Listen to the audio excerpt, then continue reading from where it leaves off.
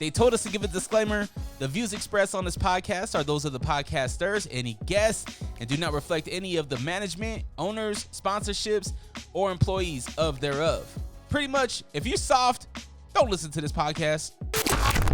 One thing I pride myself on is just being the same and trying to look out for my folks along the way.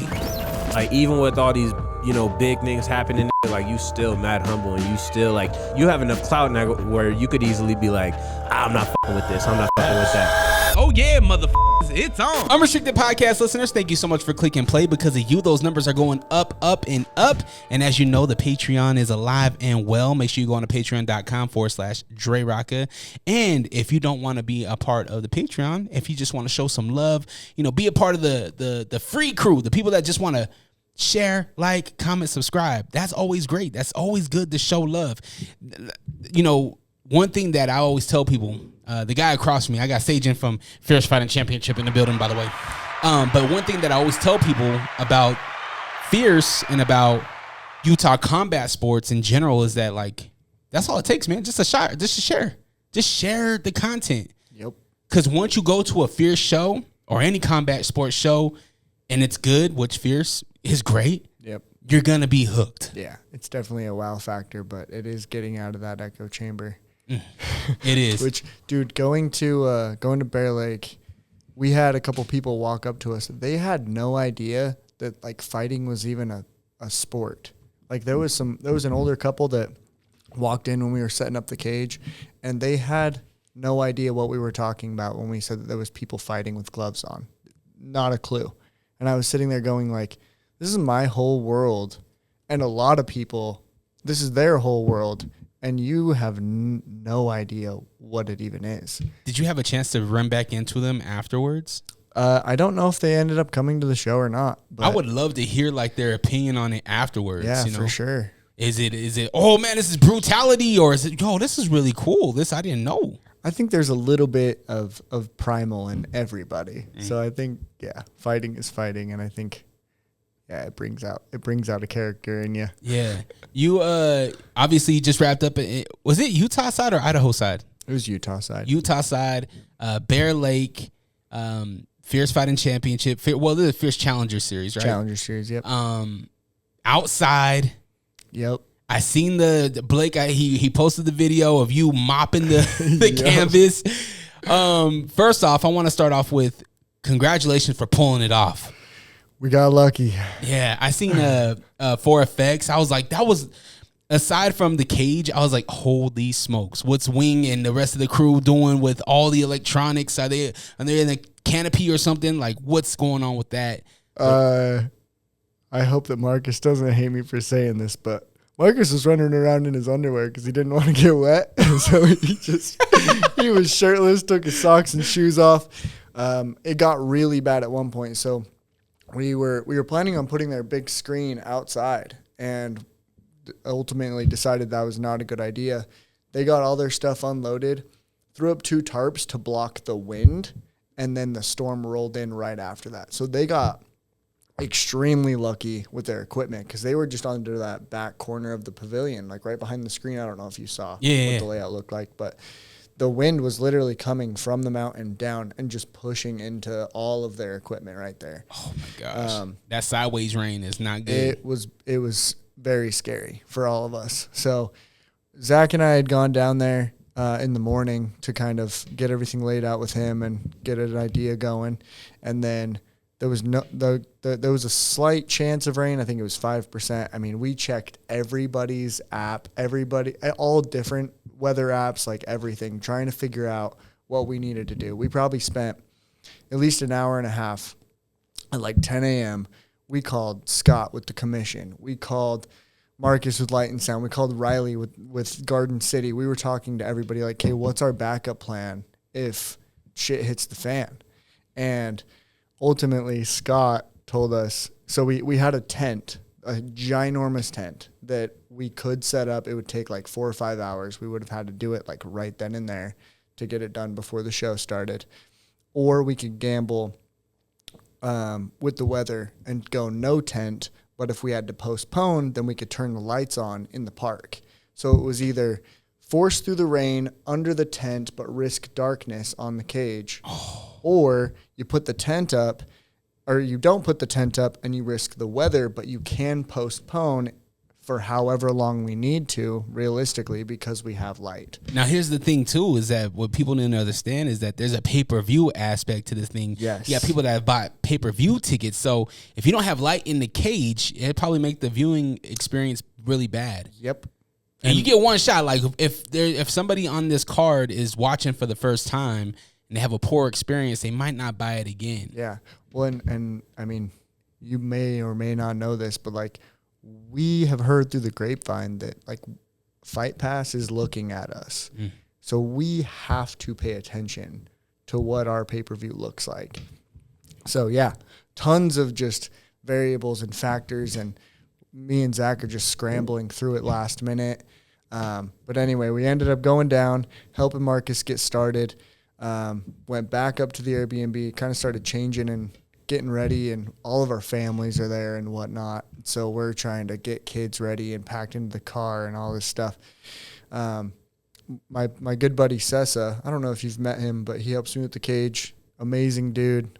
We go way back. Anyway, he's the only person that came up with me to help me do the cage. So it's just us. And how many do you usually have? Like when we do the Masonic Temple? When we're doing the temple, we're also doing the entire venue. Gotcha. But we typically have like six to eight people that show up and help. Bear Lake, just you and Sessa. Just me and Sessa. I mean, Zach was there. Taylor was there. There was a couple helping hands and whatnot, but I mean, that was kind of mine and Sessa's domain and our responsibility. So start sprinkling up at the Airbnb, which is a couple miles up the mountain. And we're like, okay, we need to go down and figure something out with the cage.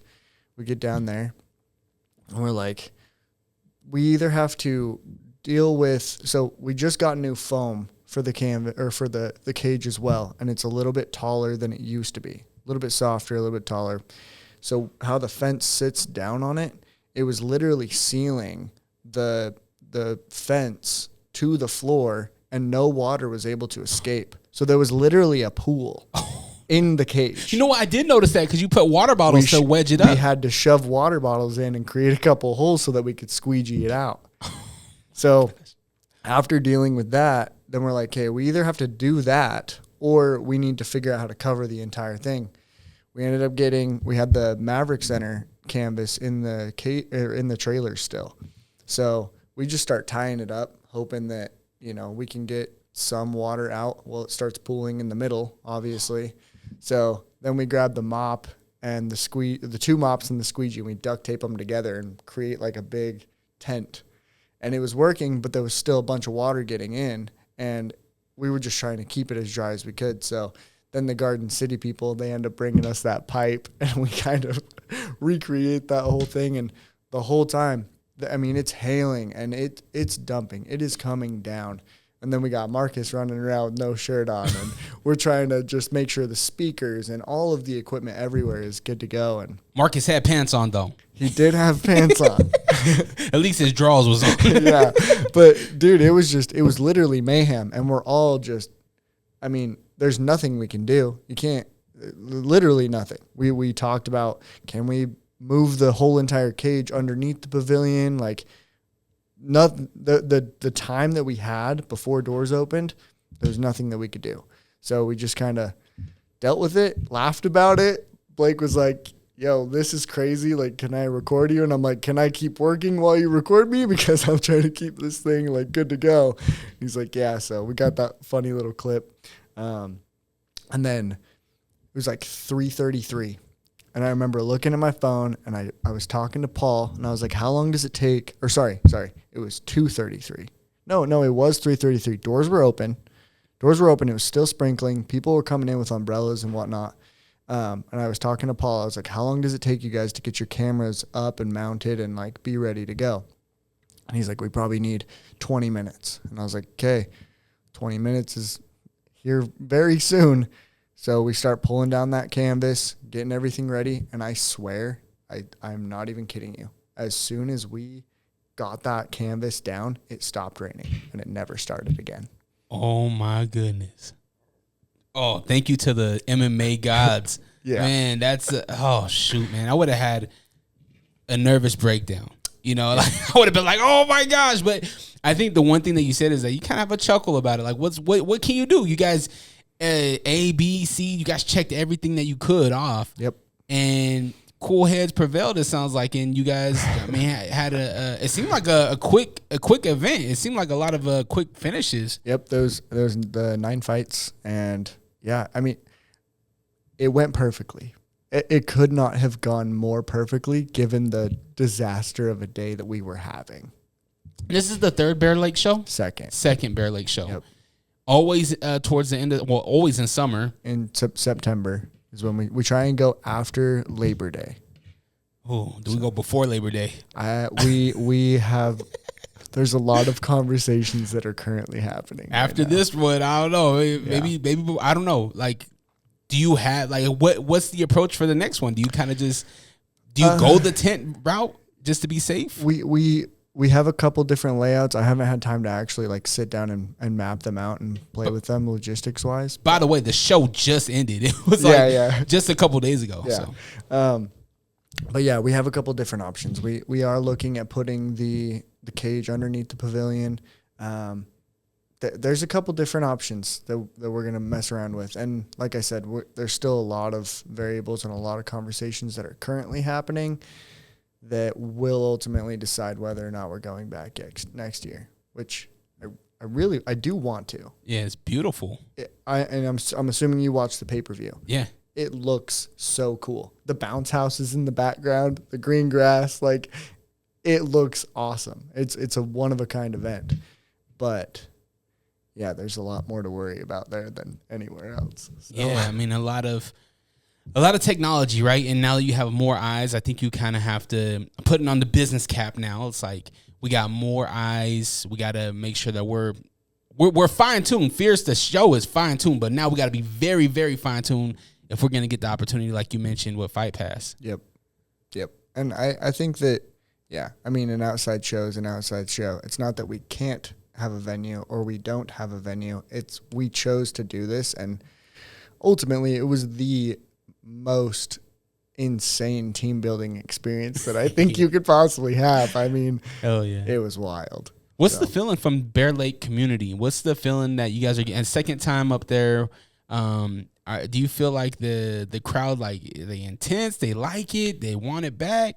I think that the people that come, everyone was stoked. Yeah. I mean, people were hanging out until we were done cleaning up for the most part. We waited to tear the cage down because it was getting dark. But I think that a lot of people do appreciate it and they do want it back. But it is an older community. And like I was saying, like those people that came up to us when we were setting up the cage, and they just have no clue what fighting even is. So I don't know. I'm a little bit mixed on. I think that if we continue to do it, if we do it again next year and we go back for Raspberry Days and we spend time really advertising it for the next year, I do think that the event will continue to get bigger, and I think that it will bring the community together. But right now, yeah, it's a little bit confusing. It's a little bit confusing. Well, that's the life of a promotion, right? Like, yeah.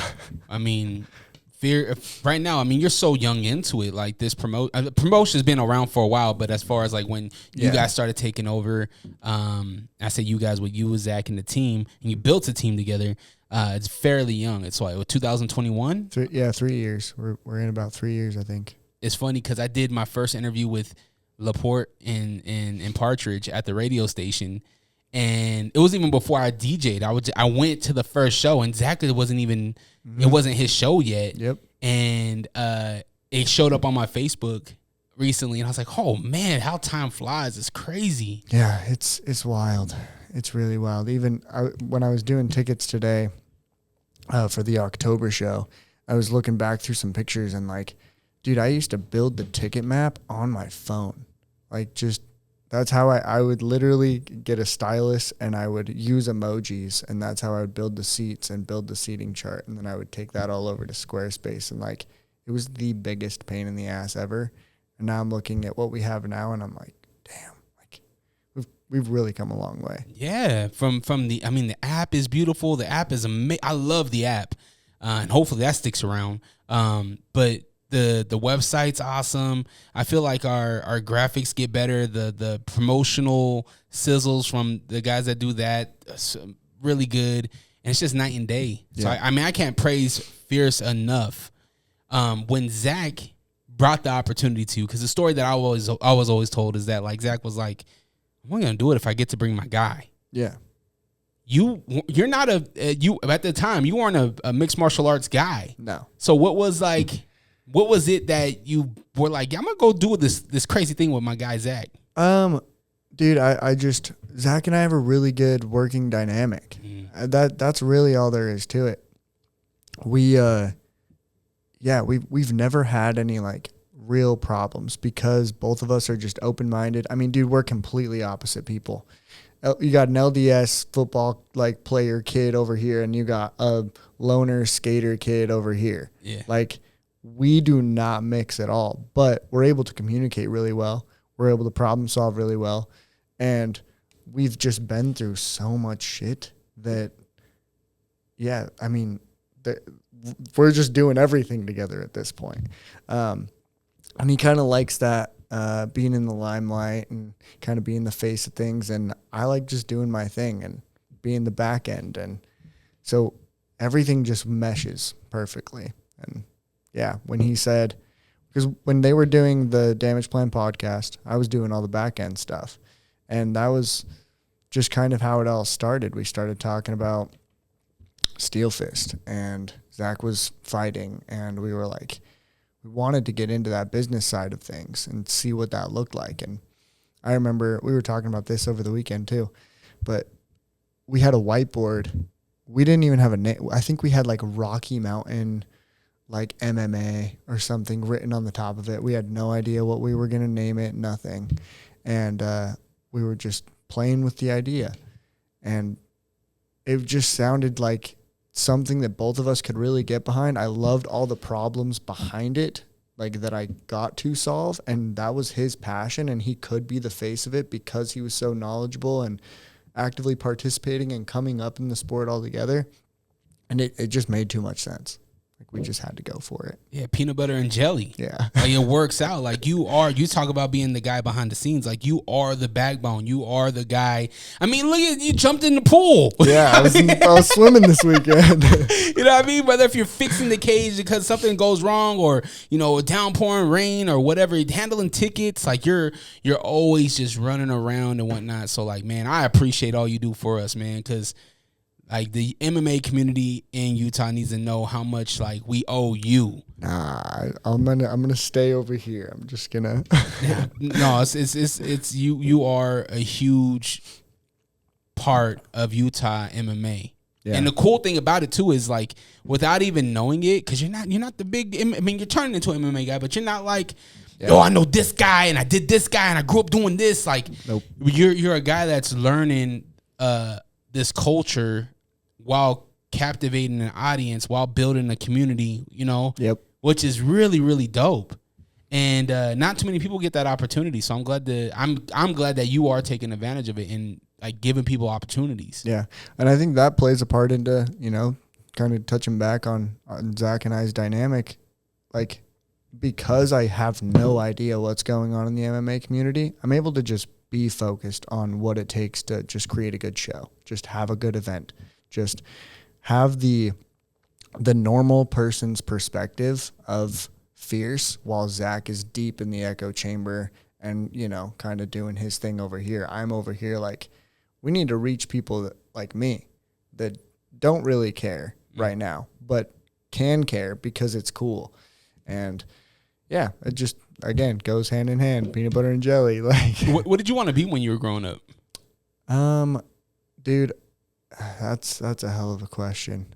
I was more of just like a free spirit, to be honest. Like, I got a skateboard when I was 12 years old, and like that kind of turned into my passion. Ended up getting a longboard, and then I would skate everywhere. I would spend most of my time in Salt Lake just kicking around with my friends. And I mean, when my parents would ask me, like, I'd tell them that I wanted to be like an EMT, or I like chaos. I am my most pure, authentic, and clear self when there is problems happening. And that's just always kind of been my thing. So, and just like Blake said, when mayhem strikes, like I'm the person that everybody looks at to figure it out. Where's Saygen? Where's he at? Yeah, We need him. exactly. Stat. Yeah. What was your first deck? 12 years old. You get the deck. What was it? So I stole my uncle's Tony Hawk deck. You had a birdhouse? Yeah, it was yeah. Now looking back on it, I'm pretty sure like my dad ran it over in the driveway or something, but yeah, it was yeah, I would just kind of, I don't know. There was just something about, it wasn't even about the skateboard. Like it was just about being able to go and just be by myself and do something, invite that chaos into my world or whatever, you know, just, yeah. There's a lot of chaos being a skateboarder. Yeah. I grew up with a lot of skaters, right? That's how I found out a lot about hip hop was from skate tapes. Okay. And because they always had like unreleased mixtape type shit on skate tapes. Yeah. And so me and my friends, we would always get skate tapes and we'd have the skate magazines and have the demos in the back of the magazine. And I was an Element kid. Okay. Chad Muska is my favorite skater of all time. And so when you talk about 12 years old, I feel like that's the same age that I ended up getting into skating. Yeah. I was never a skater. I always hung out with the skaters, partly because I just couldn't coordinate. I can ask to drop my ass off, though. I'd ask to drop off all crazy shit. Yeah. But as far as like kick flipping and doing shit, nope. Yeah.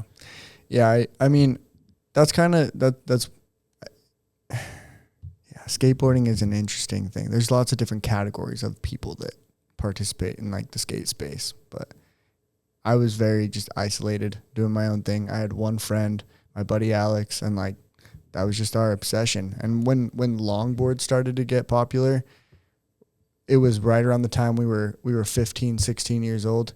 Neither of us gave a shit to have a car. Like we had a longboard. We could already get everywhere that our friends couldn't get. We were taking the front runner up and down the whole valley, like skating everything. Did you have a girl?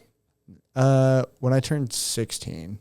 Okay, she had a car. Oh, okay. So eventually, something like that. You kind of need a car if you gotta have a girl. Yeah, no, you can't be like, yo, get off my board. No, yeah, we just, I didn't. Yeah, that wasn't really a priority to me. I just wanted to get out and adventure, and yeah, that's what I ended up doing. I ended up, I told you on the last podcast, like I backpacked the PCT. And then when I got back, that's when I met Zach. That's when I started detailing and. Yeah, just that entrepreneurial space just kind of spoke my language. And Zach kind of being a mentor when I was, 18 years old or whatever, it just started to open up doorways. And I just loved that problem solving. And I loved the chaos of entrepreneurship. It's every day up and down, up and down, up and down. And it kind of is addicting, One thing about entrepreneurs, though, that I've noticed is that entrepreneurs, they do move on fast. They do something, and then they move on to the next. How do you stay hungry with this thing, with Fierce, with combat sports, and building this thing? It's just always a new problem. There's always a new problem, and we are still so small that, there is always something to solve and something to grow and something that we can do better and new venues, and everything about it is just... And that's why Bear Lake was so fun, because it's just problems everywhere. Yeah, drenched and everything. Yeah. Did you ever dry off by the end of the night? I changed my shirt, and I mean, like I said, as soon as I swear to God, man, as soon as 4:00 hit and cameras were going up on the cage, it did not rain again. It was like creeping just around us. See, that's beautiful.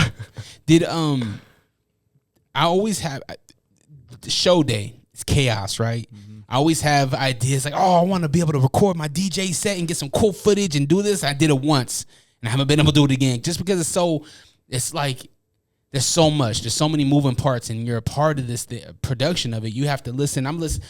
Last show at the Maverick Center, I had one headset for the Maverick Center. I had another headset for Pat's, and I had 4FX talking to me. And it's like, how can I do that and want to record this cool content? But I think it is important that right now that if we can capture the growth of Fierce, some behind the scenes stuff. I don't know if we get 2 or 3 camera dudes that just want to be a part to just follow you, follow Zach, get some behind the scenes stuff, just BTS of what it takes to put this thing on. Bro, in the next 5 to 10 years, we look back on that footage, you're gonna be like, holy smokes.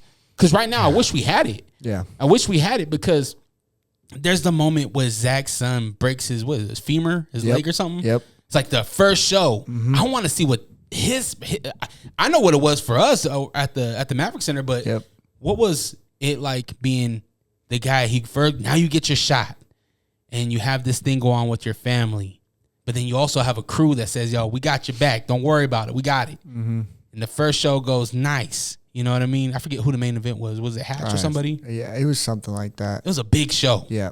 Big names. And I look at it like right now, I think we have the opportunity to, if we can start it like now, we don't need much. We just need a couple people, some cameras, hit record. Yep. Just record.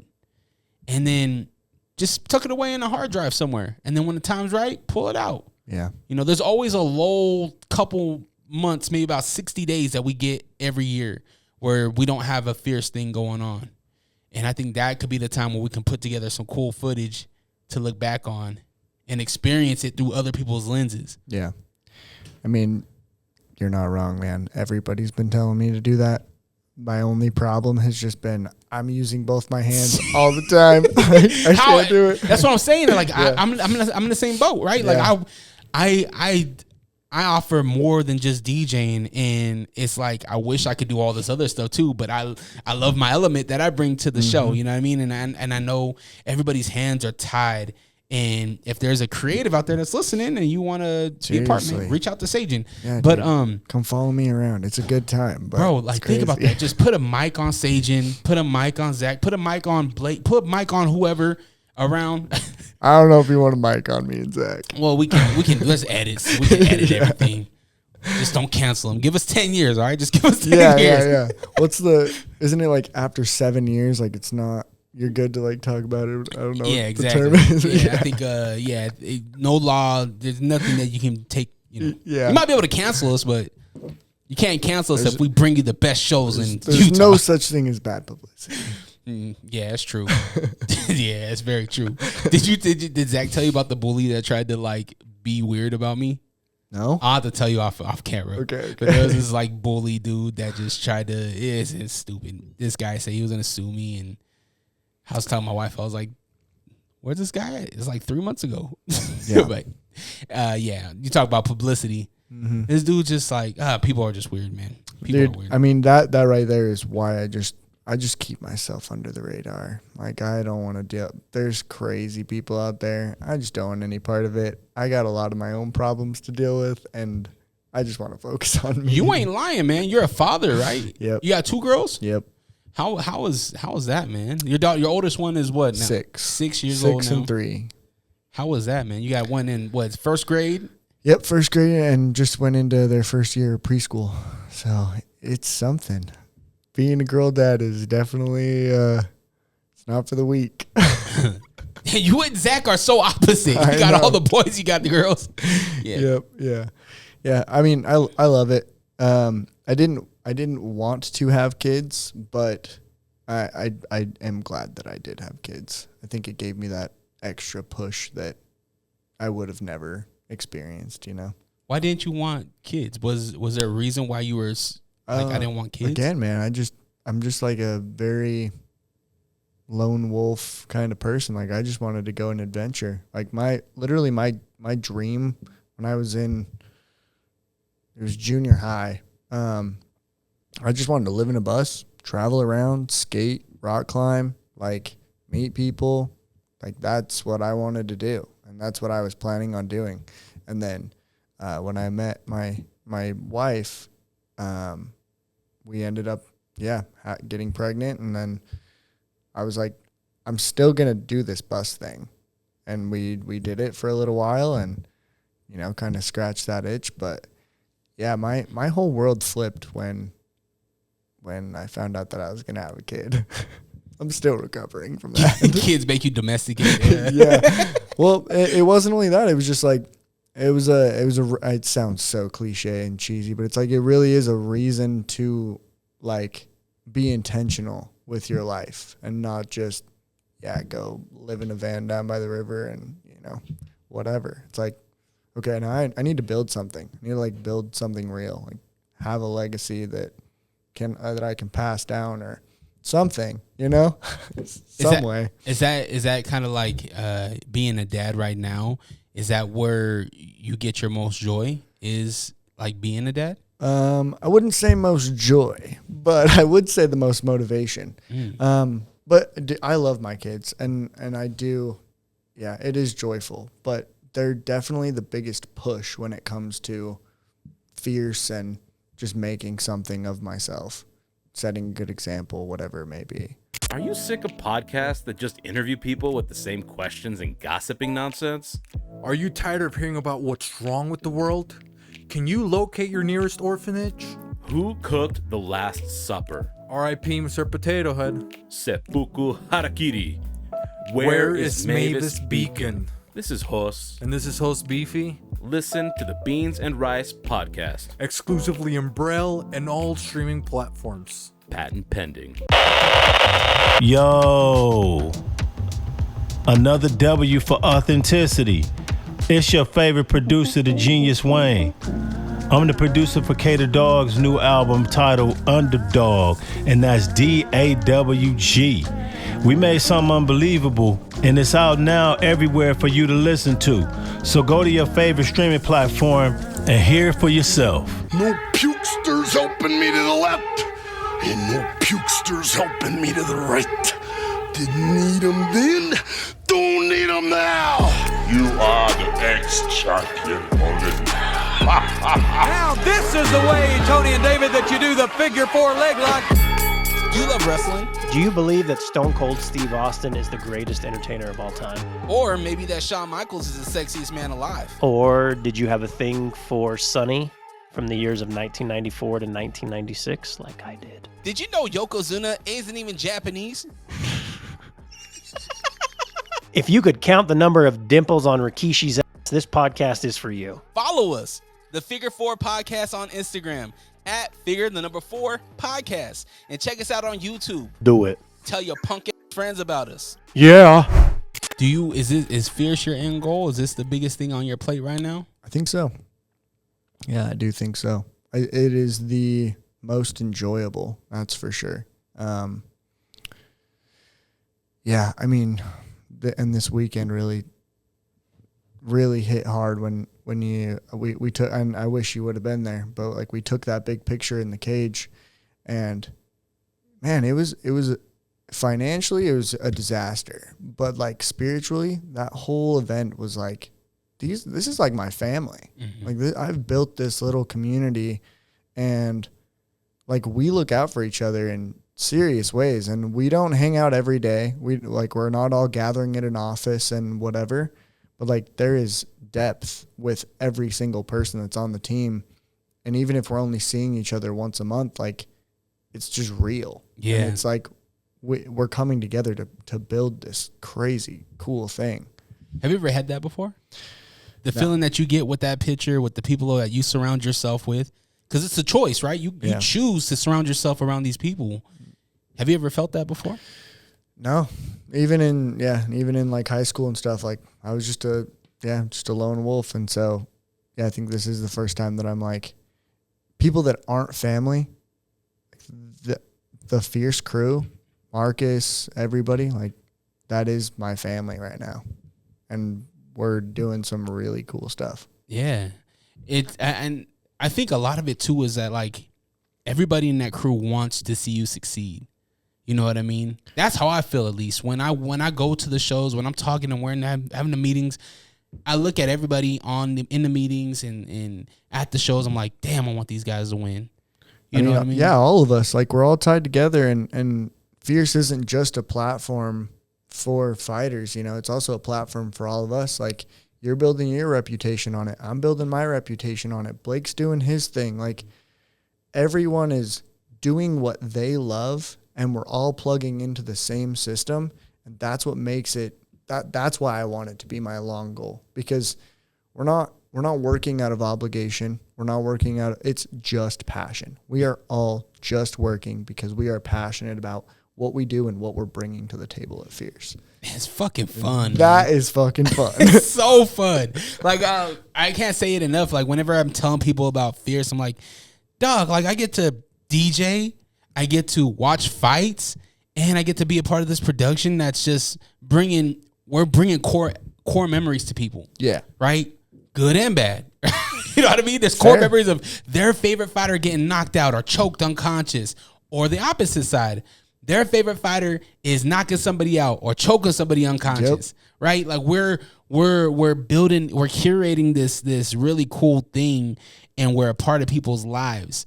And it's a big deal. Like, it's a huge deal. And we have the opportunity to just to take it to levels that it hasn't been in Utah, you know, and it takes all of us, though, you know? Yep. Dude, I mean, I don't know what your beliefs are. I would consider myself like just a pretty open and spiritual person, but the reality is, like, what we are doing, you don't get from anywhere else.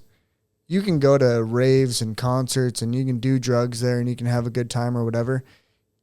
Going to a Fierce event is unlike anything that you will ever experience, especially at the Masonic Temple when they're 10 feet away from you. Like, whether you're on the winning side or the losing side, you are having a deep human, spiritual, whatever experience, and that is going to stick with you. Even just me, I'm around fights once a month or more. But when Zach fights, when somebody that I know directly fights, it's an experience that, like, you just have to have. Nobody can describe it to you. Like, when Zach's fighting, my hands are sweating. That doesn't happen any other time. When he loses, I feel it. When he wins, I feel it. It's a ceremony, dude. Like, Fierce Fighting Championship is a ceremony. It's not just some fight promotion. Like, it's a real thing. Damn, man. You gave me chills, bro. Yeah. That's the passion talking. Yeah, it's crazy. After you watch Zach's fight, do you feel like you just got, like, is there an adrenaline dump? Oh, yeah. Even though it's 8 seconds or 13 seconds or a minute and a half? Yeah, I always tell him, I said, I don't know if me or your wife are more disappointed in your ability to last. Oh, that's been my ongoing joke for Zeke as of late. I heard you last 13 seconds in bed. Yeah, for real, dude. But I tell these guys, man, I'm like, man, I went to the gym. I put in hours of work and editing for y'all to get it done in one. Like, come, I mean, I'm happy. Yeah, no, for sure. Jeez, it's like, come on, man. My hands weren't even sweating yet. Exactly. I didn't even sit down yet. Yeah. I didn't even pop my Corona yet. Yeah, dude.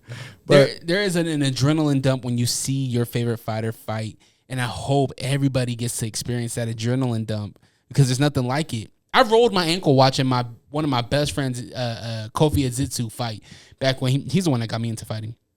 But seeing him fight, get a knockout, me jumping up and down, I rolled my damn ankle. Black and blue by the time I got to my car. Dude, and you probably didn't even care until the next day. Oh, yeah.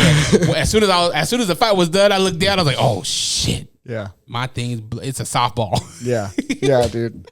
But that's part of it. Like, that's what I'm saying. It's like, yeah, you're physically there and you're experiencing, you know, your brother, your son, or whoever it is fight. But, like, you're connected to them in a different way. And it's, I don't know what the term is, but, like, it is like a romantic thing, kind of. Like, it's a very intimate experience to witness somebody that you love in that situation, win or lose. I mean, yeah, you can't get that anywhere else. And you're completely sober. Yeah, exactly. I mean, some of us. Yeah. You might come with the extra bevies. Yeah, you know? yeah. But that's you guys. Have fun. Hey, take a load off. I love that we do the fan photos with the backdrop. Next step to that, fan reactions. Yeah. That'd be cool if we can just have somebody hit record and the same passion that you just had, let's hear it from our fans. Yeah. Tell us what you just experienced. We could definitely, I feel like that is something that we could incorporate, especially at the temple.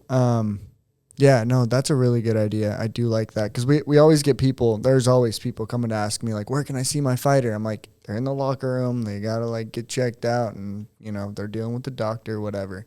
Just hang tight. But it would be cool to get a real time reaction in that moment, like, or when they meet their fighter, when the fighter comes up to the lobby or whatever. That would be really, really unique. Yeah, That's just hit something we should record. look into. However it looks, right? You're the people's first reactions, first take, fierce fighting first take or whatever. And yo, man, my guy just won. I'm ecstatic. It's crazy. Yeah. Or it's, man, it was a tough night to be a fan of Andre. You know what I mean? Like, whatever the case may be, it's just more of that passion. I feel like when people see other people having fun, they're more likely to be like, well, what's this thing about going on over in Salt Lake City? I'm going to go to the Masonic Temple. I've never been to the Masonic Temple. It sounds really cool. These people had a good time. Yeah. Yeah. Just a thought. I think that needs to be a thing. It has to be. Because, I mean, that is the whole experience. It's like, yeah. You might not want to see, like, moms cry and stuff, but... We can use it in a sizzle reel. Yeah. We'll really start, yeah. You think about it, though. You could tell a story. I'm a huge WWE fan, pro wrestling fan, in and out, right? And I say you use that, right? Because you never know. The mom that's crying, her son might have a rematch. Now we use that mom cry as the promotion. This is the revenge. Yeah. Can he avenge the mom tears? Yeah. Dude, I like where your head's at right now. Yeah, it's real dramatic. It's really cool, though. Yeah, we can sell tickets. Dude, yeah. We can sell experiences, man. Yeah. It's great. No, I think that we really need to do that. They got that Egyptian room back in the corner. The Gothic room, too? Ooh, what? Yeah, that one's something. That's cool. That's a cool space. That's a very cool space. But the Egyptian room is back over by the locker rooms, just on that main floor, like the lobby area. It'd be cool to just have, like a little reaction space right there. I'm going to put this together.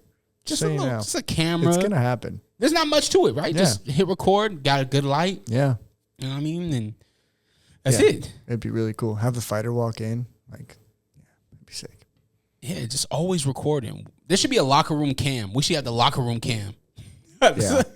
There's some, I don't know if you want that. Nah, yeah, right. I was talking to Marco Sanchez, and I was asking him, like, how do you guys get hype? There's the red corner, which is the red locker room, and the blue corner, blue locker room.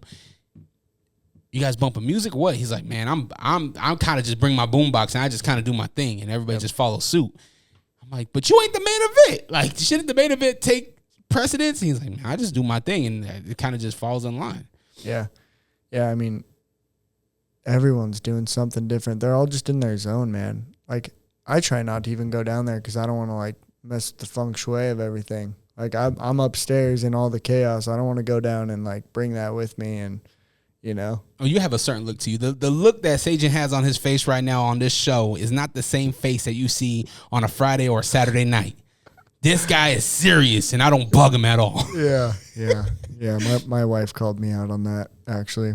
We were talking about it last night. I'm like, listen, I'm sorry. Like, when I go into work mode, like, I'm just in work mode. And I got to make sure that I've got plan A, B, C, D, E, F, G for all of the different categories of all the stuff that's going on. So, sorry if I didn't give you enough hugs and kisses. Yeah. No, you. I mean, that's why I was telling my wife, I'm like, I'm not adding anything extra to Zach or Saygen's plate. I'm not bringing anything to Jackson. I don't want to throw Jackson out. I don't want to even say a guy's name wrong and then put it in his head that he now says it wrong. You know what I mean? Like, I think about overthink these things. So I just kind of like, yo, what up? Yo, I'm here. I'm ready to go. Yeah. Like, let's go. Dude, it's very much appreciated. It's very much appreciated. Just worry about my job. Yeah. And everything else will follow suit, I think. Yeah, exactly. I think you just hope that everybody's dialed in, and you just go from there. What did you think about the Maverick Center? I mean, it was the first time back this year. Closed off, like, I don't want to say closed off the year, but it's like Arm WrestleMania, I guess you would say. Yeah. The baddest fight card of the year. So dope. What was your thoughts? From a promoter standpoint, man, I thought we could do a little bit better. To be honest with you, I'm sure you know this, but like we've been trying to break this 2,000 attendance mark forever, and I don't know what it is. We just like even spending a whole year advertising that. We were working with Rocky Mountain Power and like trying to get in with their employees. We had 20% off discounts for all their employees that was getting blasted. Same thing with the IRS, Staker Parson. Like we were just doing everything that we have ever thought about doing marketing wise. We tried it, and we were doing it for the last 6 months that we had that show planned, and still just couldn't break that 2,000 number. Can I give my opinion? Absolutely. Everything you said is right. The only thing that I would ask you is, was there any fighters that touched any of those people? Yeah, that's a good point. I mean, right. And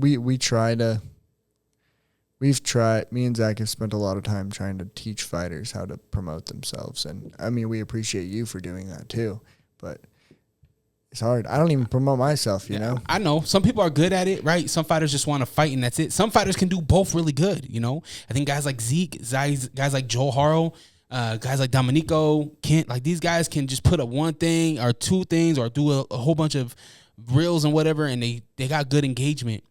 But I think you mentioned Staker Parson?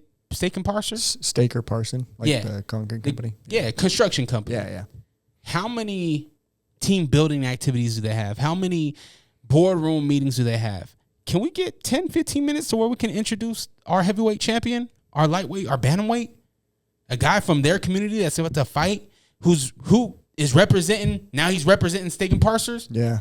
Like, I think that's the next element of trying to close in on 2K is let's put a human element behind it. Because they see Fierce, and Fierce is the promotion. Now let's put our athletes, let's show the human side of what we're doing here. Yeah. The stories of the people that have been fighting, the dedication. They see people blood, sweat, and tears. All right, well, me and my family ain't got nothing going on. Well, let's go check out Fierce. Hey, 20% off. Hey, let's do it. Right? I think it brings a connection to the person and makes them want to do a little bit more. Yeah. No, I think you're absolutely right. I love where your head's at, dude. Rocky Mountain Power. Like, how many of their people have Rocky Mountain Power meetings or whatever? Yeah. All we need is just 10, 15 minutes out of your guys' meeting time. And, we ask the guys to come out and we bring our camera crew and we get this interaction where now we can tag Rocky Mountain Power in our social media content.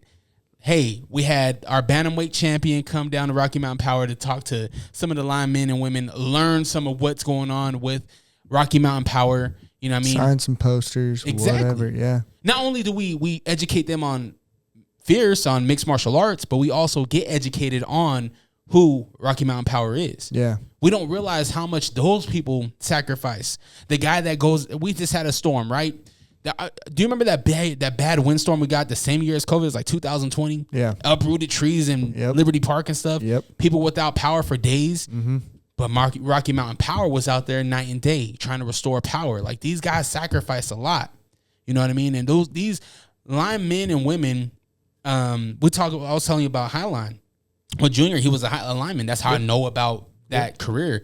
And it's like these type of career paths, we don't really know what they do. But through Fierce, not only can we get educated on who we are, we can also get educated on who they are too. Yeah, what they got going on in the community and why they're important. Yep. Why is Fierce important? Yeah. Fierce is important because it gives a DJ an opportunity. It gives 4FX an opportunity. It gives Pats an opportunity. It gives our ring girls. It gives all the businesses an opportunity to showcase. It builds a whole table for people to eat at. Yeah. You know what I mean? So I think that could be the next element to getting to that 2K. I think you're totally right, dude. I think you're totally right. I think, and this is like kind of weird to say, but we've spent 2 years, 2.5, maybe close to 3 years, wondering if this is going to be a real thing, because every time it's just, is this show going to work? Is this show going to work? Is this show going to work? And I think that we've kind of been hiding behind that insecurity a little bit because we don't know. We don't know how far Fierce is going to go, but I think that we've crossed a threshold, and I think everybody knows that, like, we're not going anywhere, and we got this shit figured out, and we're moving, and we're growing, and it's becoming a real thing. So, yeah, I think it is about time for all of us to crawl out from underneath the rock and start promoting ourselves a little bit more, and everybody needs to give that behind the scenes look, you know. Bro, the grinders. I was talking to Manny Lemons, who we have a pro wrestling promotion out here called DCW, Devotion Championship Wrestling. It's the pro wrestling of Fierce. It's like the equivalent, right? But just pro wrestling. Yeah. And the guy, his name's Manny Lemons, and Manny Lemons he puts his heart and soul into this thing. And I was telling him, I was like, man, if you had 3 or 4 more of you, think about how much further you can go. And I think that's where Fierce is at right now. Like, if you really believe, all right, show us when the lights ain't on. Yeah. You know what I mean? What are you doing? Mm-hmm. You know, what are you doing to try to help without, you know, not even like, I'm going to use myself as an example. It's like, how can I help Fierce? Yeah, I can show up and do music, but how about I go and do these interviews? How about I show up to the gym? How about I get more content for the athletes to push on their own and tag the promotion? You know what I mean? It's like, if we can get more and more people that truly believe to do something, whatever they're good at, and just say, you know, just promote it a little bit more, bro, I think we smashed 2,000. Yeah. Yeah. It's only a matter of time. You're giving me chills, bro. Bro, we got the athletes. The athletes are showing up. Yep. Bro, we got the production. The production's phenomenal. And it's only getting better. Yep. There was a moment at the Maverick Center where I forget who it was. It might have been the guy that Zeke fought, not Perez. Is it AJ? Not AJ Perez. Freak. What is his last name? You know better than me, man. Zeke. I got faces in my head. Yeah. That's about it. Anyway, there's a moment where one of the guys was walking out. He's like, I can't tell. Did he pass the pyro yet? Because he can't hit the pyro until he's like, nobody can. You can't get burnt off these things, but just our luck. It was hilarious, dude. Yeah, man, you got me thinking now, dude. I'm sorry. You got me really thinking. We just need solid people that believe. Like, yeah, I think we all believe. I mean, yeah, we're all. But we're still just kind of too focused on Fierce right now. Like, we need to bring our own personal, you know, piece to the whole thing. Yeah. Within line, right? Like, I don't ever want to overstep. That's why I always tell Zach, like, I don't ever want to overstep. But I will never put Fierce in a place where we look bad. You know what I mean? So if I ever, because when I leave, when I'm on this podcast, I'm representing Fierce. Even though it might not be a fighter across me, it might be a magician, but I'm still representing Fierce because Fierce is gonna come out of my mouth regardless. Yeah. You know what I mean? And even with FightCon, like helping with FightCon stuff, I'm wearing my bucket hat, Fierce hat. Like I'm always mentioning Fierce, and which by the way, Fierce is gonna be out there October 3rd. Yeah. Huge fight. We'll talk about it here in a minute, but looking at the team, looking at the circle of people that we have in this, and just letting people know that, like, yo, it's okay to bring your element to this. Like, let's promote this shit. Yeah. You know? And FightCon's the next big thing that we have. I mean, obviously, we have the Fierce Challenger Series, number 17. That's crazy. That was 17's next to Fierce Challenger Series now. Yeah. Yeah. Yeah, that's a whole thing. We got a boxing ring that we ordered. We're hoping that it gets here in time. It's not here yet. It's not here yet. Show's on Saturday or Friday? Oh, no, Saturday. Yeah, the 20th. Yeah. September 20th. Yep. FCS Fierce Challenger Series number 17. So, yeah, we do have a backup plan. FightCon, like Legends Boxing will let us use a boxing ring, but man, we're really hoping that thing gets here. Hold on. So with the kickboxing Muay Thai events, so it's a Fierce ring? Yes, it's not rented. We have a boxing ring now. Yes, yeah. Snap! It's R&R and Fierce Fighting Championship There's logos all around the side skirt and on the top, and it's all black. It's Man, sick. salute to R&R, man. R&R, I feel like R&R is just like they're really solid. Oh, dude, I have so many good things to say about them and their whole team. I mean, everybody that I have worked with has just been amazing. I even talked to Hayden this morning. I'm not going to disclose the things that we talked about, but like they're just good people. They're just good people doing a good thing, and we were lucky enough to just tag along with their whole, situation too. Like R&R is now kind of becoming, we're almost too intertwined. Like we're never going to be able to untangle from each other. Like we've been doing co-branded merch and stuff. Every time I go to the Farmington R&R or the Salt Lake one, those are the only two that I go to, but there's always somebody wearing a Fierce hat, wearing a shirt, like something. And I'm just like, man, like, yeah, we're like partners. Those people are more partnered with us than anybody that we've ever experienced. So it's crazy. That's awesome. Shout out to JC Pro, because Justin also. I mean, still to all the partners, right? Like all the sponsors. For sure. But yeah, I mean, there's a special place for like the people that have been around for a long time and like are really going for it in just a different way. Like we get a lot of one-off, local businesses that come and go and whatever. But man, the people that stay, I mean, dude, R&R Barbecue has an app. If you don't have it, go download it, get points and free food and all that stuff. But they've got like, we're starting to build this little bit of like a marketing pool that we can utilize with Fierce, and it's just kind of getting tossed back and forth. We're offering discounts to the fights, and they're offering discounts to our people with the food. And I mean, it's really starting to mesh together. It's super cool. Dang, man, we need that knockout chicken on the menu. Yeah, dude, we need to get something fierce on the menu. That'd be sick. Fierce knockout chicken. Yeah. Jerk chicken. I don't know. I don't know what it would be. It needs to be like some fierce wings or something. They need like something spicy. Damn, you're making me hungry. Sorry, man. Yeah. Who won that eating contest? Was it Mark or Kent? It was Kent. Yeah, that was funny. Zeke was supposed to show. We ended up pulling the bar cart guy to like be our third person, because they made a bunch of food, right? Yeah. I don't know if homeboy went to the bathroom after he weighed in, but he like lost like a pound after he ate. And the whole point was like, okay, who can gain the most weight, right? Yeah. So Kent weighs in, Mark weighs in. I think his name was Lenny or something, but he weighs in. And then at the very end, homeboy lost like a pound and a half. And I'm like, dude, did you go to the bathroom after we weighed you? Because that's not how you win, dog. But yeah, it was a fun experience. But yeah, Kent won. I think he ate like 6 pounds or something. Sheesh. It was crazy. Damn. Shout out to my man Mark, not Gonzalez, but my homeboy Mendo. He actually did the footage for that. Oh, nice. Yeah. Oh, yeah. You got to meet him? I met him. Yep. Yeah. Maybe Mendo could be the behind the scenes guy. I don't know. Dude, he's a cool guy. Yeah. He's good. I mean, if he wants to. Just make something happen, dude. He's just like, hey, dog.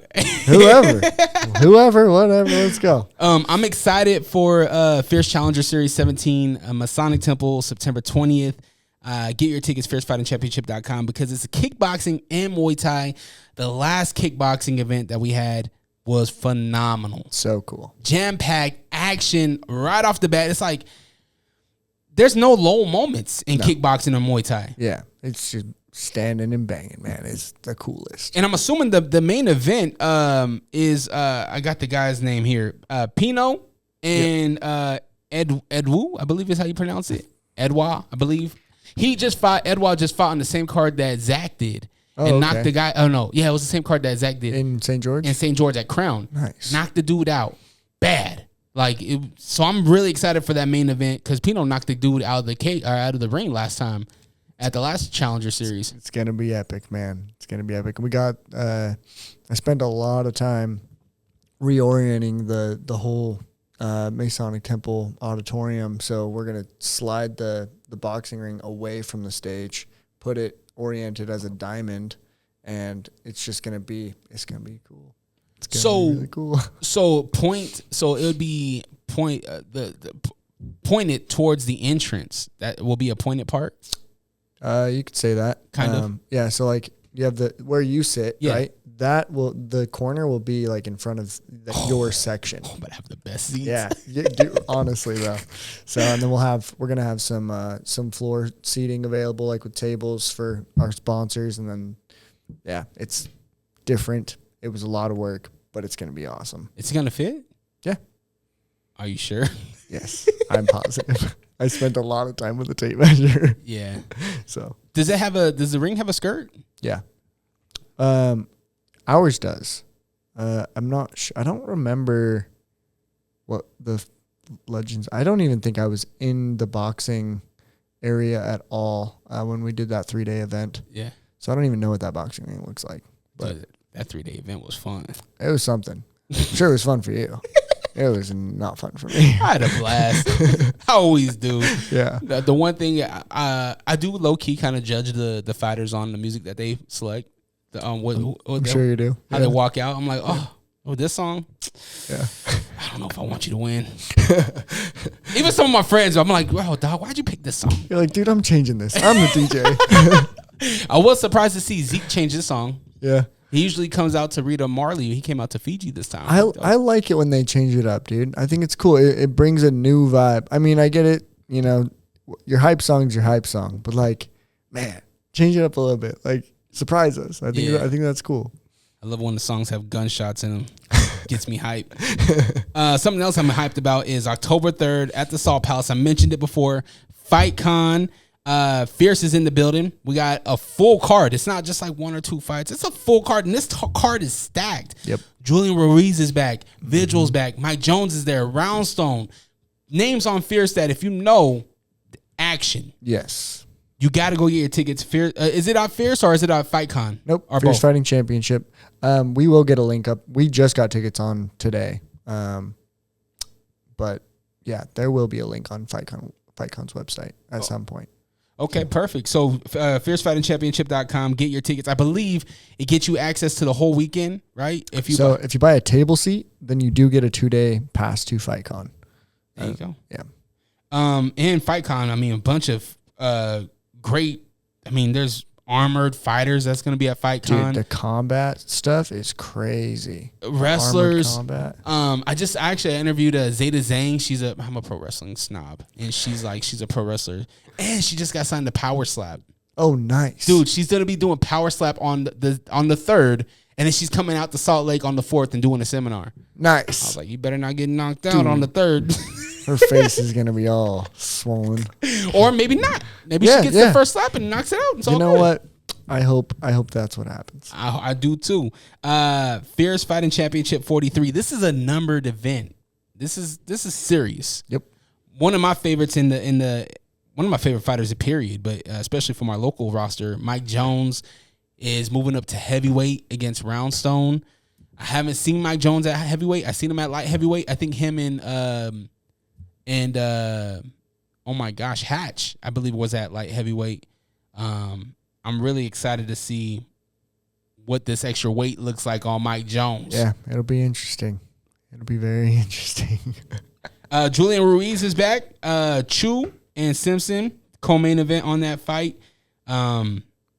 Salt Palace.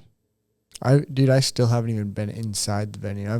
I've only looked at their map and so that I can build our map, but I don't even know what that place looks like. You never been to the Salt Palace? No. Ever? I don't think so. Not that I remember. You really Maybe are when a I was loner, kid. huh? You just never wanted to go nowhere, huh? No, yeah. I don't. Is that where they do like the Comic-Con and stuff? Yeah, Fanex. Okay. Yeah. I'm pretty sure I know where it is in Salt Lake, but I don't think I've ever been inside that building. So my dad, every time I bring up the Salt Palace, my dad's like, that's where the Utah Jazz used to play. They used to come to Utah Stars. And we had the first championship with the ABA. I'm like, Dad, that was 47 years ago. Relax. Right? Yeah. The Utah Jazz haven't won since then. Hey, man, he's living in the prime days. Yeah, he is.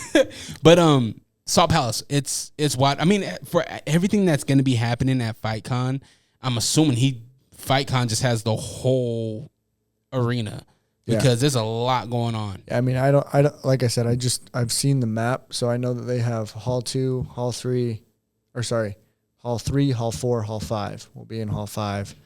But yeah, based on the map, there's Armored Combat that's going to be next to us. We're going to have most of Hall 4. There'll be wrestling here. There's wrestling here. Then they have jiu-jitsu and, the whole all the vendors and stuff. It's crazy. I haven't got no details. Maybe we'll take it off the line, but am I DJing this or are we doing with it? For our show? Yeah, okay. Absolutely. All right. Yeah. Because I'm assuming FightCon ends and then are we going to be the only thing happening at FightCon during this time? Yeah, so there'll be a little bit of overlap, but yeah, so on Friday, which is our show, October 3rd, I believe they start, man, don't quote me on this, but I'm pretty sure they open the doors at 10 a.m. Yeah. And then our show will start our doors will open at 6, and then their show will officially end at 7. Gotcha. So there'll be a little bit of overlap to kind of help push everybody. We got to pull up the wall. So, there'll be a little bit of production interchange. And then, as soon as our show ends, just shout out to War Room and Tony. They're doing their boxing event on October 4th. Kind of same situation as us. They'll do same exact location. We'll pull our ring out. They'll put their boxing ring in. And then that next day, they'll have their fights. I think there's also start around 6 o'clock. We've done this before. Something like it, yeah. I'm excited, man. Anything combat sports, Fierce related, I'm excited about. If you haven't been to a Fierce show, man, this is the perfect time. Kickbox. I'm telling you, if you've never been to a kickboxing event, you got to come to this one. Again, September 20th at the Masonic Temple. Not only is it a beautiful venue, but there's not a bad seat in the house. The electricity. I talk to the fighters all the time, and they're like, man, the feeling that we get at the Masonic Temple is insane. Yeah. It gives me the chills just watching the crowd, so I can only imagine being a fighter. It's unlike anything before. And little sneak peek, we're also talking about jiu-jitsu tournaments and stuff and doing a Fierce submission series. So we kind of want to do our own little FightCon thing at the Masonic Temple. But yeah, we'll just, you guys hang tight for 2026 to roll around, and we'll see what the logistics on that looks like. And the calendar's done, right? It's just filling those dates now. Yep. Which is really, it's going into almost damn near 2027. Yeah, we have, most of our stuff is starting to really just kind of be set in stone. But yeah, we have the online calendar is till June 27th, I think, is our last. That's my birthday. Yeah, it is? Yeah, June 27th. Come on to Price, man. It's a lot of fun. I will say, though, this last Price show, dude, with doing it with Marcus, holy cow. It's beautiful. It was so cool. Probably, I think I can confidently say that it was the coolest venue production-wise that we've ever had. Damn. Beats the Maverick Center, beats the Masonic Temple. The seating, obviously, isn't beating it, but the production, it was so cool. It was so cool to be in there, dude. I'm excited to see what Marcus does with the Masonic Temple. He did it once, but we got a couple things that are going to change, but I'm not going to spoil it. Okay, don't spoil it. But I get excited. I'll tell you off air. But we're going to another level with it for sure. All right, 2030, I want Fierce Pro Wrestling. We gotta get these pro wrestlers on. Maybe that we'll include that into the FightCon. I get my own little corner. Dre, go have fun over there. I get opening day. Actually, I had somebody hit me up. Maybe they do the midget wrestling or something. His name's Jason. I don't know if you can say midget, but yeah, sorry, whatever. I don't know what to say, but no, it's literally midget. Yeah, okay. But yeah, he hit me up. I was actually texting him while I was in the parking lot because he wants to see what he can do. I think it is wrestling or midget wrestling or whatever. But he's talking to me about doing it at the temple. I've managed to make my way to being I'm the vice president on the board of the Masonic Temple now. And you're not a Freemason? I am not. I am not religious. I don't think they're religious, are they? Just to solve problems. They're like the origin of the Mormons.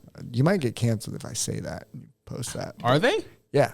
I just won't post that one. We'll just tuck that away. If they have to watch it an hour and 10 minutes in to find out the truth. Yeah, no, I'm pretty sure that's a real thing. I'm pretty sure the Freemasons came first and then the Mormons branched. You got to ask Zach, but pretty sure that's Hold on. So what's your title? I'm the vice president of the board of directors for the Salt Lake Masonic Temple. And what does that mean?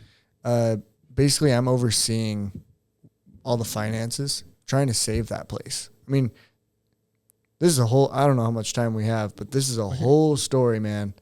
The Salt Lake City. Hold on, before we go anymore, can you say it on air? I can. Okay. Yeah, we're good. Everything's good. But before Fierce started going to the Salt Lake Masonic Temple, they had about 6 months to live. That building was going to get torn down because they didn't have money coming in. So now tie that into that fucking Wish brand Andrew Tate looking guy. I'm not even going to say his name. I know what you're talking about. Yeah, exactly. He was on the show. Yes. So he was trying to throw concerts and stuff there to try and make money.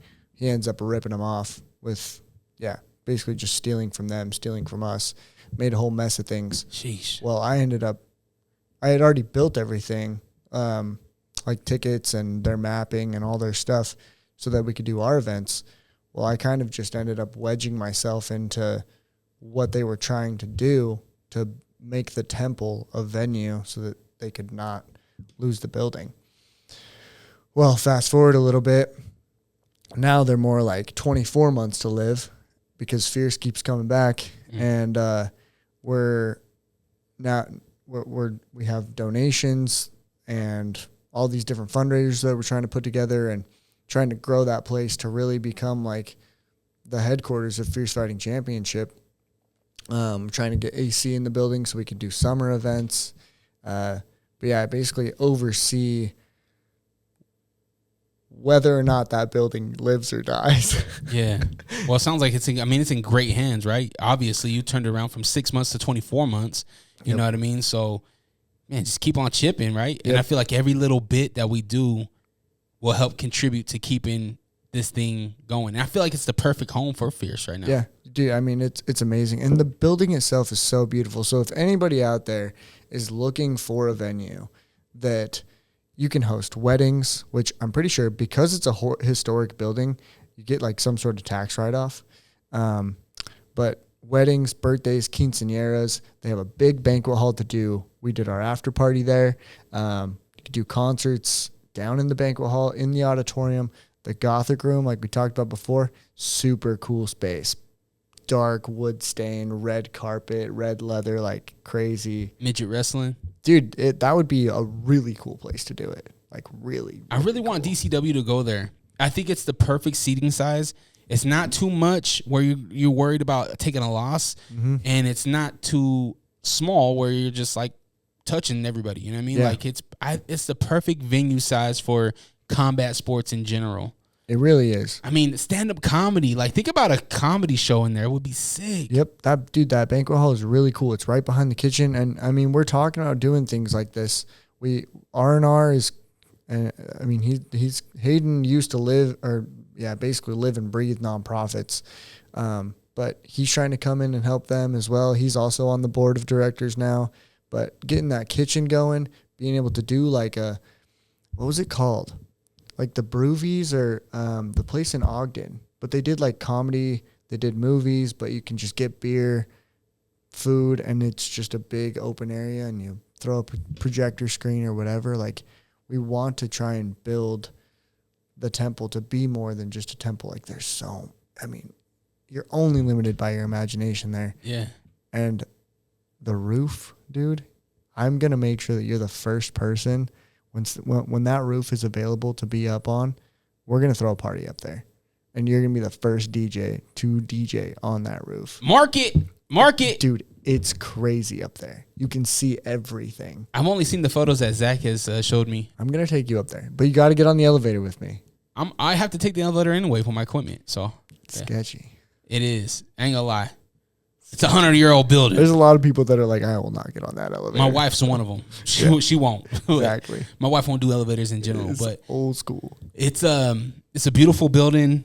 What is the? I don't know if we're oversharing, but what do the Freemasons think about this? Like, well, do they have an old mindset about this stuff? Or are they open-minded to it? So that was kind of the problem, right? It's like they were hitting so many roadblocks where people were like, this is like my place of, spiritual being, or however they phrase it, right? Mm-hmm.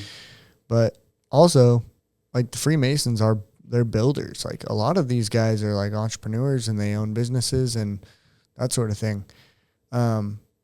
So I think that I haven't met one person that has been upset that like the fights have been there. We had one guy that was a little bit pushy, shovey with security when we were having our event there. He's like, like this is my temple, whatever. And we're like, yeah, but we're having an event here. But most of the time, everybody's just super respectful and they see that building as, it is history. Mm-hmm. And if it doesn't get saved, then it's getting torn down. Oh, we don't want that. No.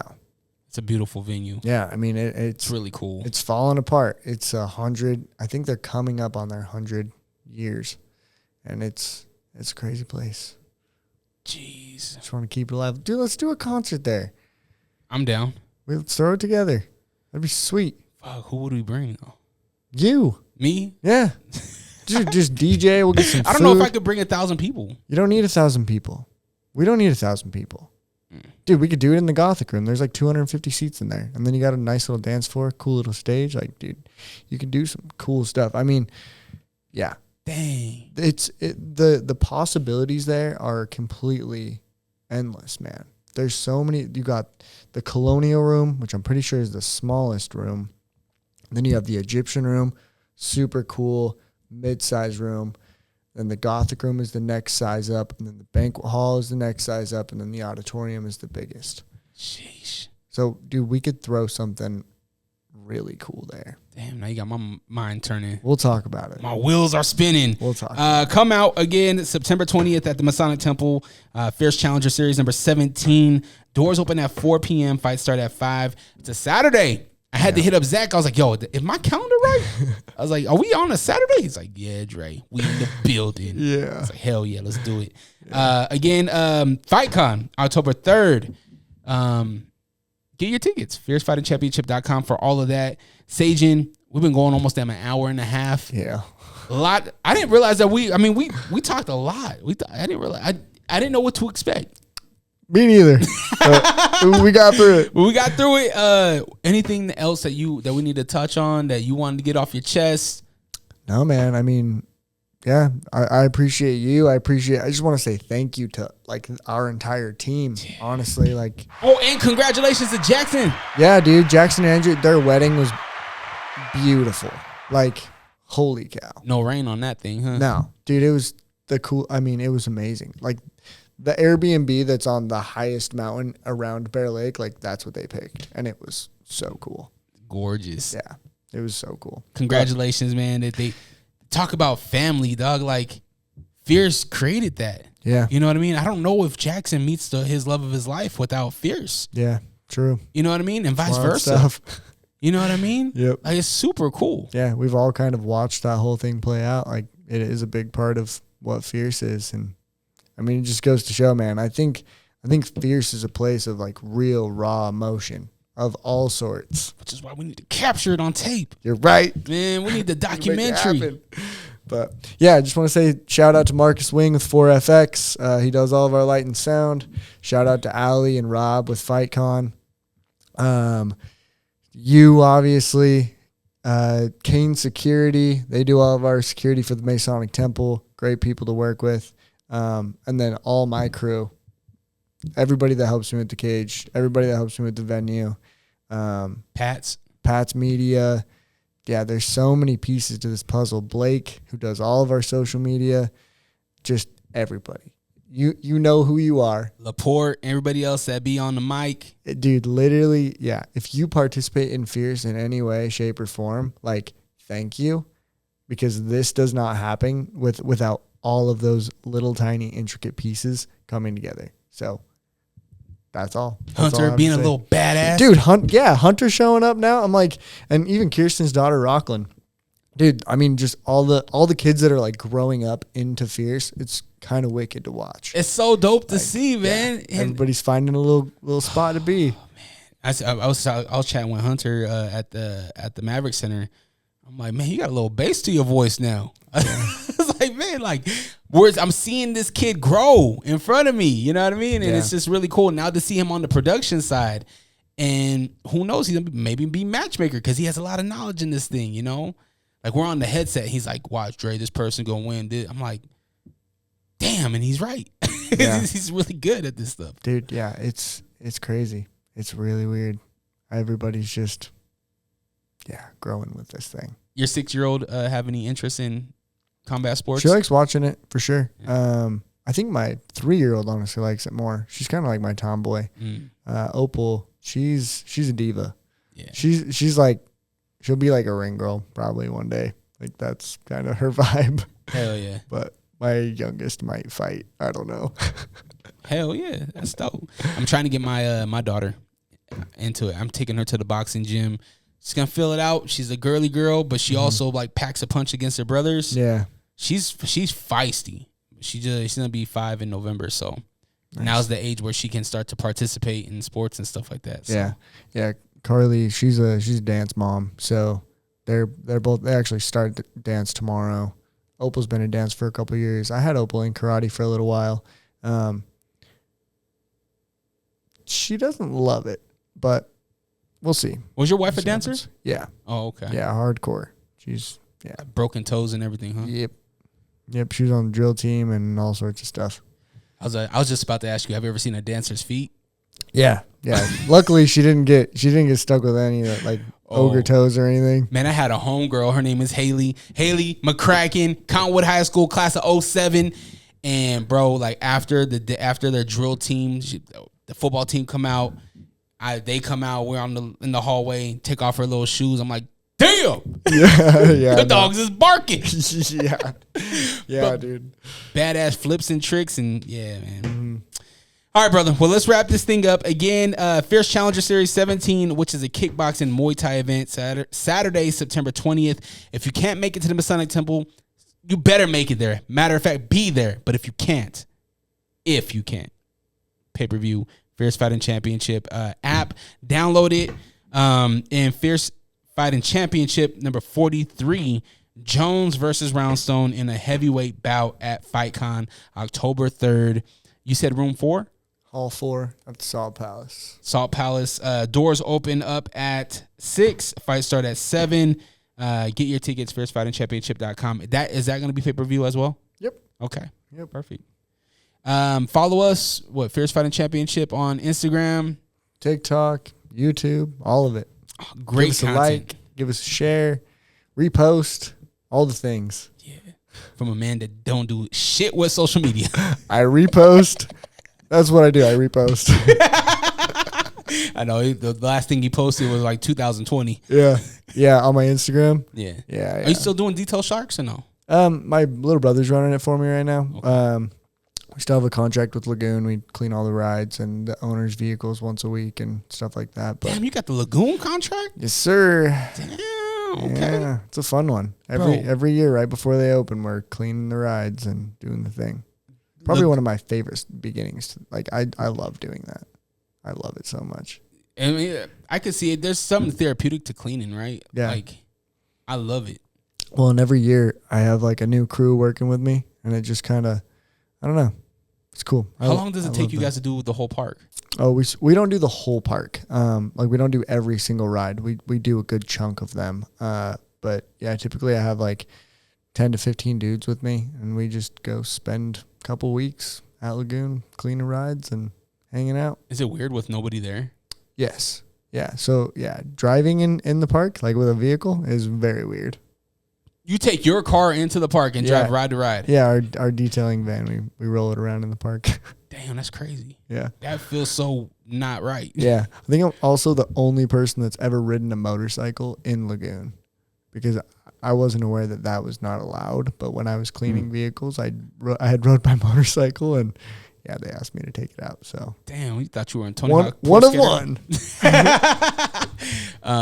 Lagoon has upgraded tremendously. You go in. I haven't been to Lagoon in like 3 or 4 years, and I guess there was a fire at one of their. Yep, one of the buildings right by the fountains, right as you walk in. And now it's like an ice cream shop. It's beautiful. My favorite part of Lagoon is the Germany beer garden. Yep. Yep. Oh, I've never been to Germany, but it feels like it. Yeah, dude. Those of you that don't know, that beer garden is open during the week. I'm pretty sure it's like Tuesdays and Wednesdays. They're open, so you can go in there and really and stuff. Yeah. Don't tell the world, man. It's There's a low key spot. It is a low key spot, but damn, can we do fierce fights at Lagoon? Dude, that's so funny that you say that because I was literally thinking about that last week. Is that possible? I don't know. I don't see why not. Where's an opening spot? Like Fountain, right by the Fountain? Dude, that would be sick. No, there's not enough seating over there. Just like the grass area, we could go in the Pioneer Village, or I mean, we could find somewhere. But I was thinking about that too. That'd be really cool. That'd be sick. Really cool event. None never happened before. Yeah, one of one. Shit. Or in parking lot. I don't know if it'd be better inside the park. Like there's got to be a good place to do it. They have like that little theater area. It's a little small though. I don't know. I'll play with it. I'll talk to my guy there. Oh, can we do it at the aquarium underneath the big U2 thing? That would be sweet. You know that little spaceship thing? Yeah. Right over by Shields and stuff. Yeah. Yeah, the aquarium. That'd be. I don't know, man. We're open to all sorts of different venues. We love the temple, but clearly sometimes we like seeing if we're gonna get our ass kicked and going out to Bear Lake and stuff. Yeah. All right. Go follow again. If you want to follow me, you can follow me at DreRocka, DRERAWKA. Again, the Patreon is up. Patreon.com/DreRocka. Best thing to do again. Like, share, comment, subscribe. Tell people about pro fighting in Utah. I mean, we got tons of mixed martial artists. I mean, you're going to see it all at FightCon. But make sure you check out Fierce Fighting Championship. Y'all have the day you deserve. Protect your light. We're out. Peace.